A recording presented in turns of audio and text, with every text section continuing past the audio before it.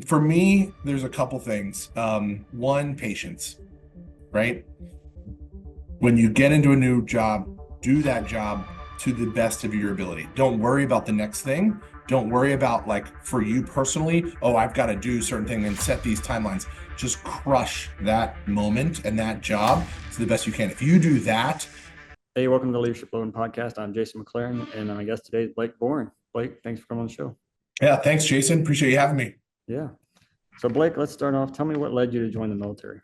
Man, there's a lot of influences. I could probably point to a lot of different things. Now, in retrospect, looking back, over my childhood and family and two grandfathers that served. But I think a lot of folks, like in our generation, right? 9/11, right? September 11th, 2001. I was a sophomore in college, and my roommate woke me up, so I didn't have class in the morning on Tuesday, and told me what was going on, and we walked outside, and like everybody else, was glued to the TV that day. So that was definitely a turning point for sure. I got calls from recruiters in high school. I got some interest from the academies, and I wanted to play college football, and did that and loved it. But really had no interest in the military until that moment. And then specifically my high school football coach, who was a Naval Academy graduate, Coach Doug Rhodes, he flew Chinooks for the Marines.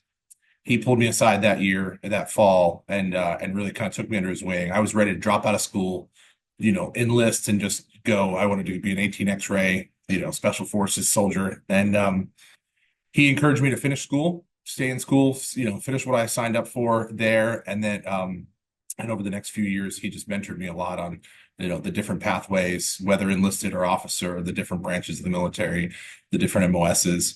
By October of 2001, I didn't care what an MOS was. I was just going to sign up. So that certainly had a big influence. And my family also, my parents, both served, not in the military, but served their communities. And so we had a very service-oriented family. My parents both created nonprofit organizations.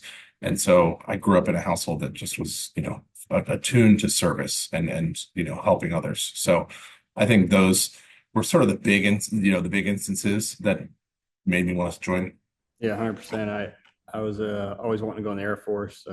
Knew that's what I wanted to do from seventh grade, and I wanted to be a combat controller in the Air Force. And if anybody knows that, it's kind of like their special forces. And I ended up trying to sign up as a cop. Couldn't do that. If anybody's listened to any episodes, they know my whole story, so I won't go into it. But ended up being a firefighter, and then leveraging that when I got out of the military, and using my skills to help the community and level up my career then also. So, but yeah. And so now you're doing veterans. Sorry, what's the name again? Veterans Yeah, something. Veterans Bridge Home. Yeah, the Yeah, nonprofit that I'm at is Veterans Bridge Home. Yeah. yeah, yeah. Veterans Bridge Home. And so did you do that right when you got out of the military? Or did you do something else to bridge that gap? Yeah, great question. So I did, no, I got out in July of 2012, and moved here to Charlotte. My wife was here. She was finishing her residency as a pharmacist, and I left Fort Bragg as part of the 82nd Airborne, moved here. And no, my first job out of the Army was Mr. Mom. We had a baby on the way, and I stayed at home as a stay-at-home dad. New to Charlotte. We really only knew a few folks that she worked with. So did that. Didn't take long for me to start, climbing the walls a little bit with, wanting to do stuff. It was a great and really rewarding experience, to raise, those first few months with Thomas, our son, who's now 12 and a half. But so I did a Mission Continues fellowship. So I spent 6 months as a Mission Continues fellow. I really liked the idea of public service and using that as sort of a bridge to get to know our new community. Ended up volunteering at an organization called Hands on Charlotte, which was just down the street from our apartment in East Charlotte, and great team there. Really amazing folks. We got to work with companies and volunteers across the city and all sorts of different projects. So, as I had hoped, I got to see every inch of Charlotte and got to meet some amazing people, and it just opened up my network. And through that, I came across this organization, which had just started, then called Charlotte Bridge Home. So yeah, so that's where I'm at right now. Yeah, I think when I got out of the military, I got out in early 2007. I had some dynamics with my family that led me to go on a hardship. And I think a lot of veterans that have got out since then have this same entrepreneurial spirit, and you've seen all this influx of nonprofits start in the past 7, 10 years or so. Go Heroes being one of them right here. um, but yeah, when I got out, I think it was just like Wounded Warrior Project and VFW and a lot of these people that a lot of veterans affiliate with older veterans, Korean War, Vietnam. And so I didn't really feel a calling to them. Wounded Warrior was going through a little bit of a scandal at the time due to, they had to spend so much money to make so much money, whatever. I think they fixed all that since then. So that's what led me to start Go Heroes. But it sounds like Veteran Bridge Home is a similar one. And there's a lot. I think when I started, a lot of people were saying, "Oh, there's all these other nonprofits. Why are you starting one?" But I think each one of us fills a small gap. There's little niches there. Um, Before we started recording, we were talking about the three things Go Heroes does, and I think Veterans Bridge has other gaps that you guys fill. And of course, I know you guys are a big proponent for grassroots, and that's where we are. We're a big grassroots organization. Um, our biggest footprint is Dallas Metroplex area, and then of course we have a few offshoots here and there. But we know we can't do the whole thing, and so we just partner with other organizations, and then we fill those gaps as needed. So I think you guys are doing a good job over there bridging those gaps in your area as you guys move forward. So can you tell us a little bit more about what you guys are doing over there? Yeah, I'd be happy to share. Yeah, we absolutely believe in the power of community and the power of local integration, right? We believe that veterans and military families, when they leave the service and they move to a city like Charlotte or Dallas, that they are absolutely assets and bring attributes that makes our community stronger, right? Our tagline is stronger communities, one veteran at a time. And our founders believe that they experienced supporting a few special operations soldiers and Marines moving to Charlotte. There was no organization. They were just, kind of personally connected to a few of these families and realized that the opportunity for a place like Charlotte to gain these amazing families, and if we plug them in correctly, if we find them the right jobs, the right resources, the right, sense of community, that they'll make us all stronger and better. And they were shocked to find that it was hard to do, that there wasn't a straight glide path, and that Charlotte wanted to receive these great families. These families wanted to move to a great city, but the challenges were the navigation and the translation, right? And finding all those things. So that's where we got started. We're still doing that now, 14 years later, founded in 2011.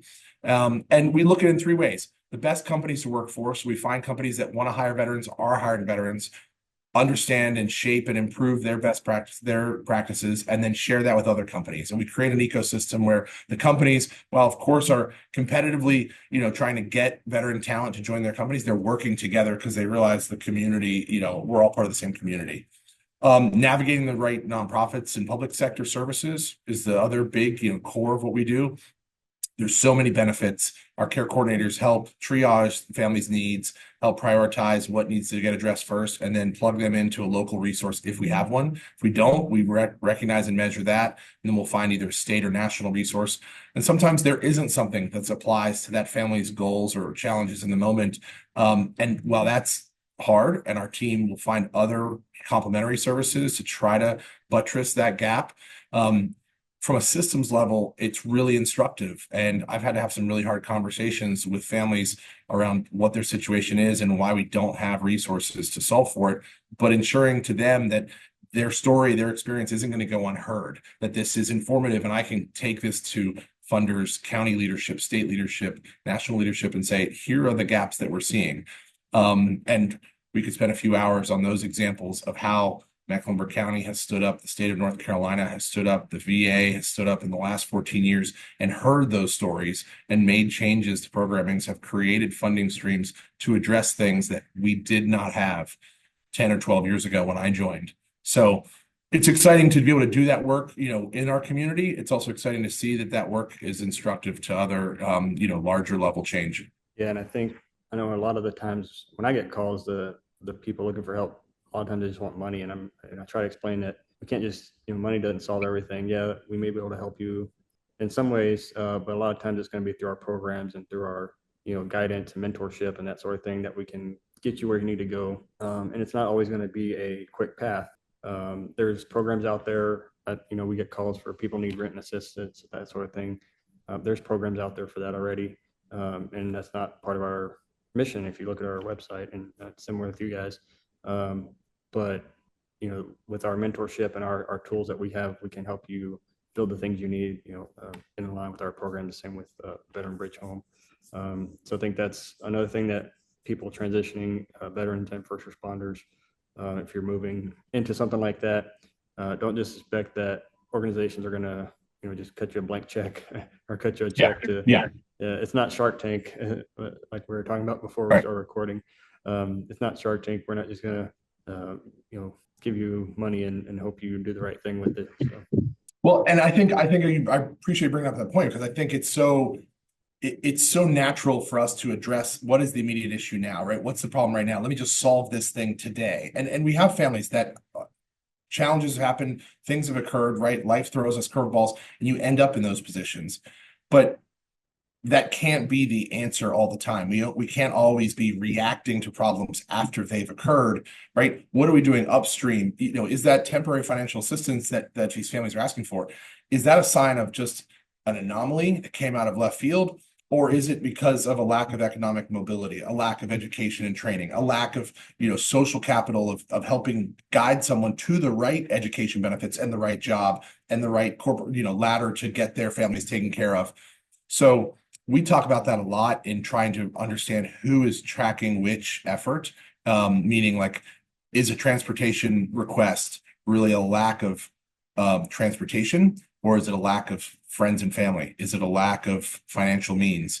Is it a lack of safe, affordable, accessible housing, right? And so if we just keep putting Band-Aids on things and don't recognize some of the more systemic problems, then we'll never get our way out of this, and our veterans won't thrive at scale.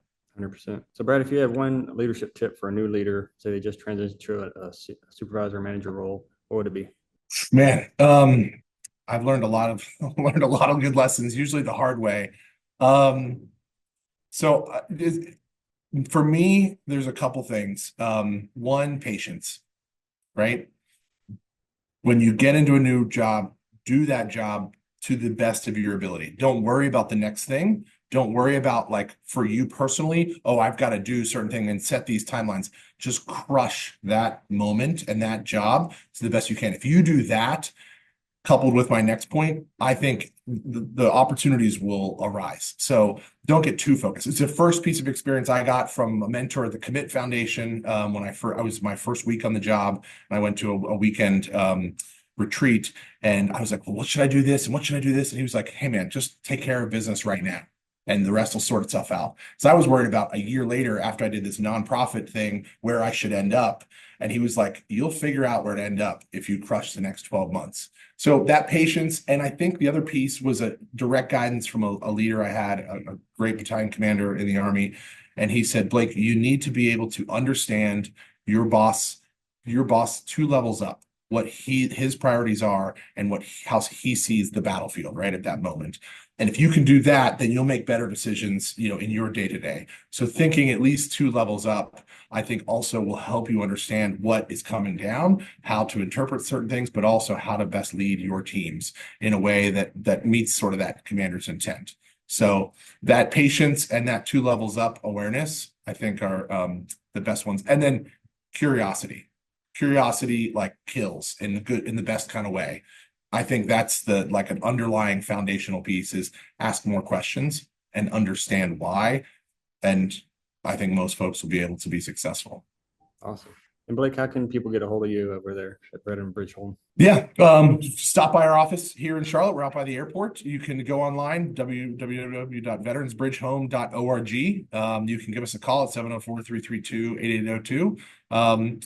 Just send me an email, right? Reach out to us on social media. And we would love to hear from you. We've got teams in Charlotte, in Greensboro, in Raleigh, in Fayetteville, and down in the Midlands of Columbia, South Carolina. So stop by or give us a call. All right. Well, thanks for coming on the show today. Jason, thank you. Appreciate the time. Hey, everybody. This episode of the Leadership Loading Podcast was brought to you by Go Heroes Inc., goheroes.org. If you'd like to be a sponsor, go ahead and check out our website or email us, and we'll get you all the information you need. There are thousands of leadership and management podcasts to choose from. We're glad you chose the Leadership Loading Podcast. a Go Heroes production. If you'd like to support Go Heroes Inc., visit www.goheroes.org. And with that, it's time to wrap up today's show. Thank you so much for listening. We sincerely hope you liked it. Don't forget to like, subscribe, and share this podcast with your family and friends. Let's all grow together. Thanks for listening to the Leadership Loading Podcast. Leadership Inspired.